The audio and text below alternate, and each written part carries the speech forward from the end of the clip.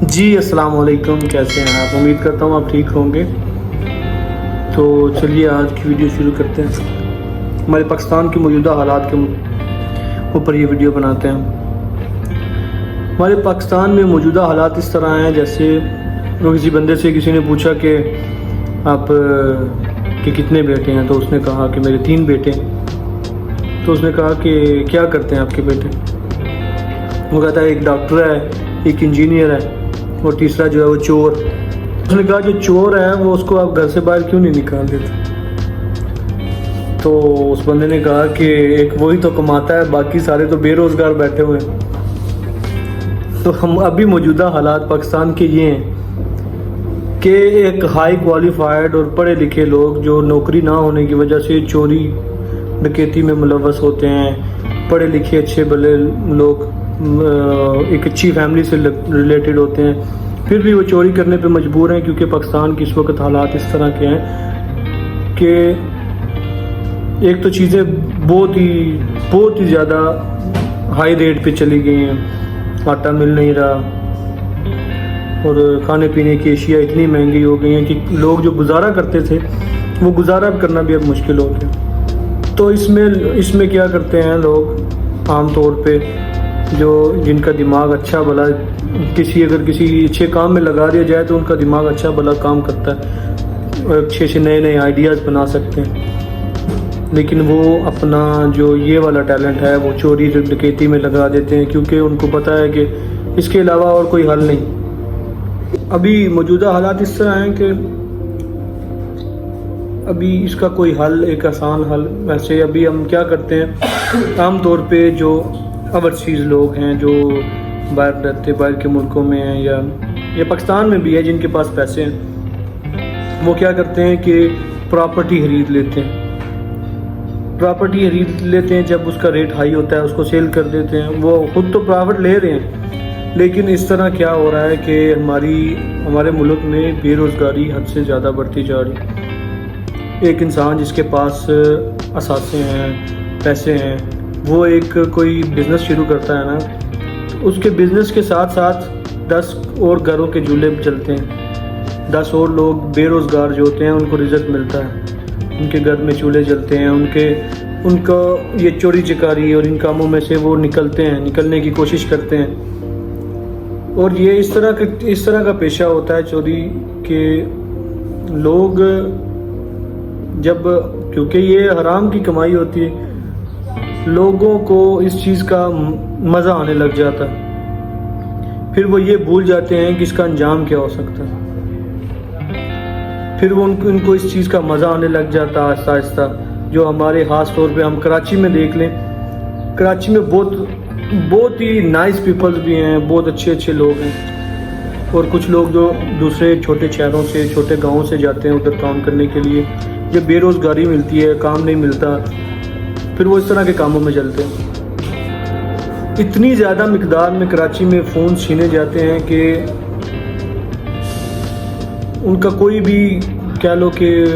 حساب نہیں لگایا جا سکتا کہ کتنے پیسوں کے ہر روز فون چھینے جاتے ہیں، اور وہ گنز اور وہ وغیرہ یہ ساری چیزیں جو ہے وہ ادھر سے ہی ان کو ملتی ہیں، سارا کچھ ملتا ہے، وہ سب کچھ ہو جاتا ہے، وہ تھوڑے سے پیسے لگا کے گنز وغیرہ لے کے تو یہ کام شروع کر لیتے ہیں۔ لیکن یہی اگر ان کو جابز ملیں، ان کو کام ملے، اس میں سب سے زیادہ کردار ہم لوگوں کا اپنا ہوتا ہے کہ اگر ہم وہی چیزیں جو انویسٹ کر کے صرف اپنے لیے مفائدہ مند ثابت کرنا چاہتے ہیں وہی ہم دوسروں کے لیے تھوڑا بہت کریں، ایک بزنس سٹارٹ کریں۔ ایک بزنس کوئی بھی ہو سکتا ہے، آپ زراعت کا کام کر سکتے ہیں، کوئی دکان کا کام کر سکتے ہیں، کچھ بھی کر سکتے ہیں۔ اگر آپ کے پاس 3 یا 4 لوگ بھی کام کرتے ہیں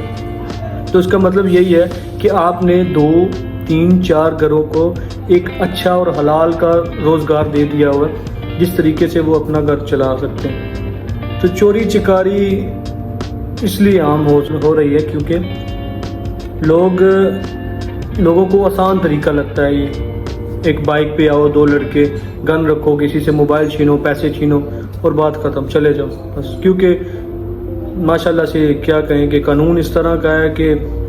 جس کو پکڑنا ہوتا ہے وہ پکڑا نہیں جاتا، اور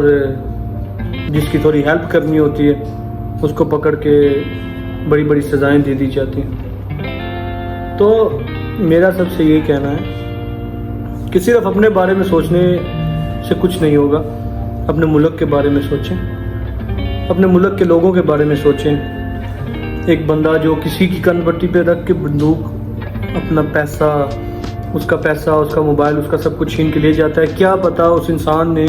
وہ جو جس انسان سے چھینے ہیں پیسے، وہ کس قدر مجبور ہو، اس سے بھی زیادہ مجبور ہو۔ کیا پتہ اس کے پاس اپنی ماں کی دعاؤں کے لیے پیسے ہوں، کیا پتہ اس نے جو پیسے لیے ہوں اس نے اپنی بہن کی شادی کرنے کے لیے جوڑے ہوں، کیا پتہ اس نے اپنا علاج کروانا ہو۔ مطلب انسان اس وقت بہت مجبور ہو جاتا ہے جب کوئی آپ کسی بھی بندے کو، کسی بھی انسان کو اپنی جان سے زیادہ پیسے وغیرہ کوئی بھی چیز نہیں ہوتی، لیکن وہ چھین کے جانے والے کو ذرا ملال نہیں ہوتا۔ اس انسان کو ملال ہوتا ہے جس نے اپنی جمع پونجی ایک دفعہ اپنے 2-3 سال لگا کے اپنے جوڑ کے پیسے کچھ 2-4 تو وہ کچھ امپورٹنٹ چیز یا کوئی اپنی ماں کی دوائیں، اپنی ماں کا علاج، بہن کی شادی، کچھ بھی کرنا چاہ رہا ہوتا ہے تو وہ ایک دم سے پھر زیرو ہو جاتا ہے۔ تو اس لیے ذرا سوچئے کہ ہمیں آنے والے وقتوں میں اپنے پاکستان کو خود سنبھالنا ہے۔ کسی بھی حکمران، کسی بھی انسان کے اوپر آپ کبھی بھی،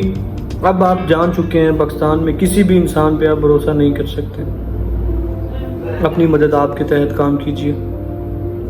اپنے آپ کی ہیلپ کیجئے، اپنے لوگوں کی ہیلپ کیجئے، اور کوشش کیجئے کہ